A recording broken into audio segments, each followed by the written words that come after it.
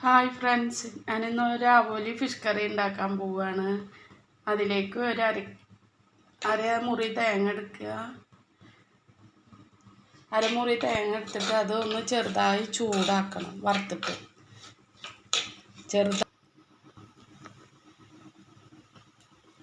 ഒരു ടീസ്പൂൺ മുളക് പൊടി, അര ടീസ്പൂൺ മല്ലിപ്പൊടി, അര ടീസ്പൂൺ മല്ലിപ്പൊടി,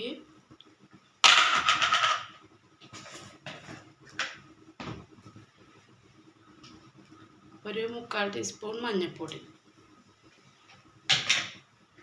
എന്നിട്ടിത് നന്നായി വറുത്തിട്ട് ഇതിൻ്റെ പച്ചമണം മാറുന്നത് വരെ റോസ്റ്റ് ചെയ്തിട്ട് എടുക്കുക.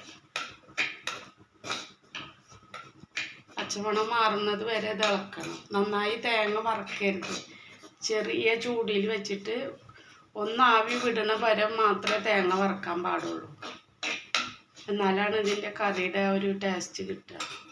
ഇത് മിക്സിയിൽ ഇനി നന്നായി ഫൈനായിട്ട് അരച്ചെടുക്കണം. ഈ തേങ്ങയും ഈ മല്ലിമുളകും മഞ്ഞളും. ഈ കറിയിലേക്ക് 4 പച്ചമുളക്, ഒരു തക്കാളിയൊക്കെ മുറിച്ചിടാം.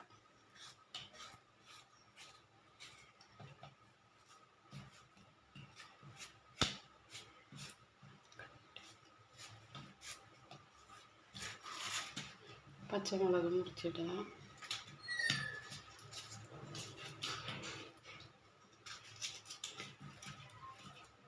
എരിവിനനുസരിച്ച് പച്ചമുളക് ഇടാം.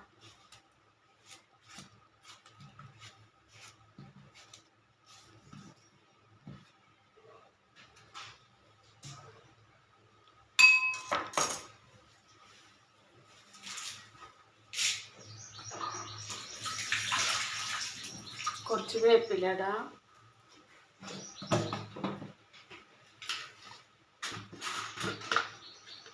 ഇതിലേക്ക് ഉപ്പിടാം.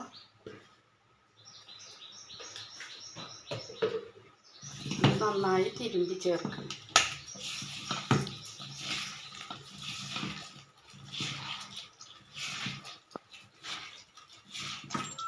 ഇനി നമുക്ക് തേങ്ങ അടിച്ചത് ചേർക്കാം. ഇനി പുളിവെള്ളം ഒഴിക്കാം. പുളിവെള്ളം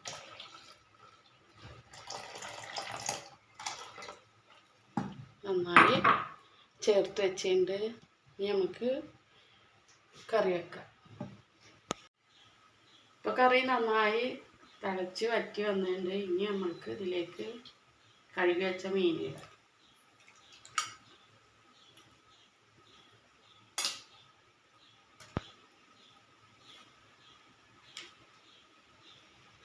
നന്നായി ഇളക്കി കൊടുക്കണം.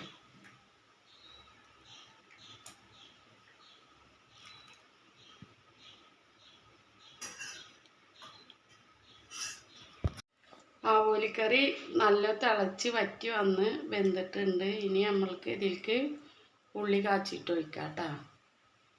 എണ്ണ ഒഴിച്ചിട്ട് നമുക്ക് ഇനി ഉള്ളി തൂമിക്കാം കേട്ടോ.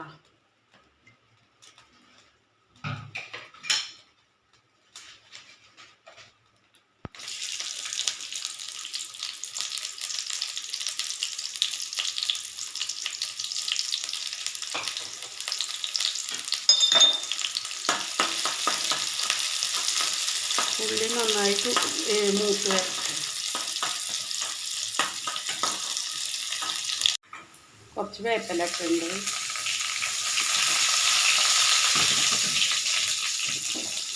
ഇനി അര ടീസ്പൂൺ ഉലുവപ്പൊടി ഇട്ടിട്ടുണ്ട്. ഇനി നമുക്കിത് ഓഫാക്കിയിട്ട് കറിയിലേക്ക് ഒഴിക്കാം.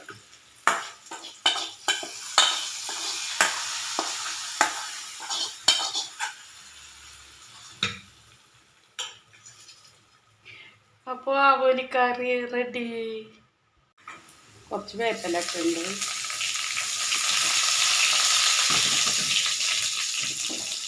ഇനി അര ടീസ്പൂൺ ഉലുവപ്പൊടി ഇട്ടിട്ടുണ്ട്. ഇനി നമുക്കിത് ഓഫാക്കിയിട്ട് കറിയിലേക്ക് ഒഴിക്കാം.